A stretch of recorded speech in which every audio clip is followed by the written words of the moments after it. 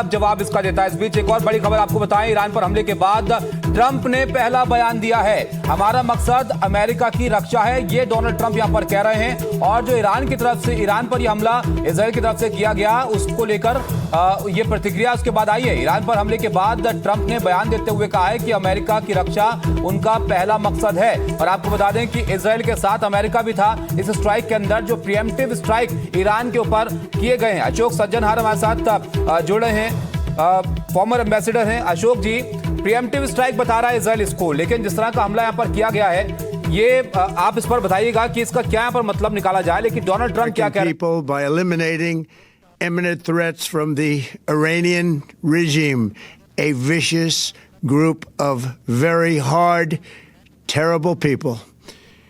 Its menacing activities directly endanger the United States, our troops, our bases overseas, and our allies throughout the world. For 47 years, the Iranian regime has chanted death to America and waged an unending campaign of bloodshed and mass murder, targeting the United States, our troops, and the innocent people in many, many countries. Among the regime's very first acts was to back a violent takeover of the U.S. Embassy in Tehran, holding dozens of American hostages for 444 days.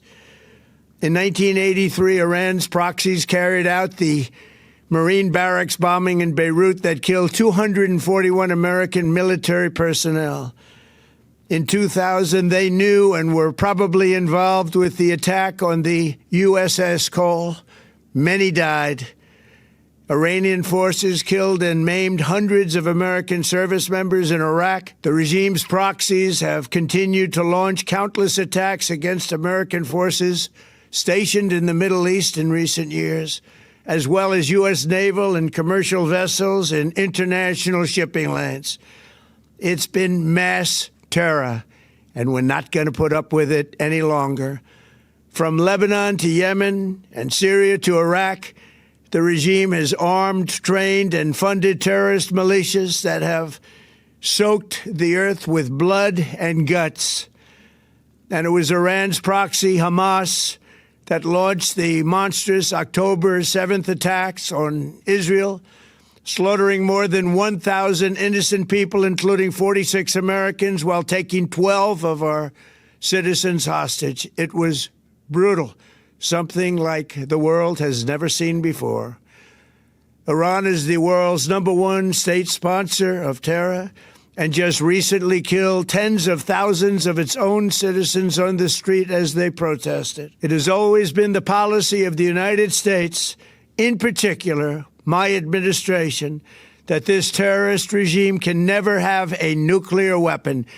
I'll say it again, they can never have a nuclear weapon. That is why in Operation Midnight Hammer last June, we obliterated the regime's nuclear program at Fordow, Natanz, and Isfahan. After that attack, we warned them never to resume their malicious pursuit of nuclear weapons, and we sought repeatedly to make a deal. We tried. They wanted to do it. They didn't want to do it. Again, they wanted to do it. They didn't want to do it. They didn't know what was happening. They just wanted to practice evil.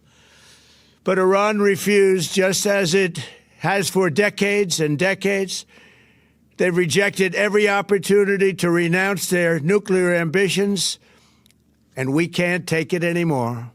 Instead, they attempted to rebuild their nuclear program and to continue developing long-range missiles that can now threaten our very good friends and allies in Europe, our troops stationed overseas, and could soon reach the American homeland. Just imagine how emboldened this regime would be if they ever had and actually were armed with nuclear weapons as a means to deliver their message. For these reasons, the United States military is undertaking a massive and ongoing operation to prevent this very wicked, radical dictatorship from threatening America and our core national security interests. We are going to destroy their missiles and raise their missile industry to the ground. It will be totally, again, obliterated. We're going to annihilate their navy. We're going to ensure that the region's terrorist proxies can no longer destabilize the region or the world and attack our forces, and no longer use their IEDs or roadside bombs, as they are sometimes called, to so gravely wound and kill thousands and thousands of people, including many Americans. And we will ensure that Iran does not obtain a nuclear weapon. It's a very simple message. They will never have a nuclear weapon. This regime will soon learn that no one should challenge the strength and might of the United States Armed Forces. I built and rebuilt our military in my first administration, and there is no military on earth even close to its power, strength, or sophistication. My administration has taken every possible step to minimize the risk to U.S. personnel in the region. Even so, and I do not make this statement lightly, the Iranian regime seeks to kill. The lives of courageous American heroes may be lost, and we may have casualties. That often happens in war.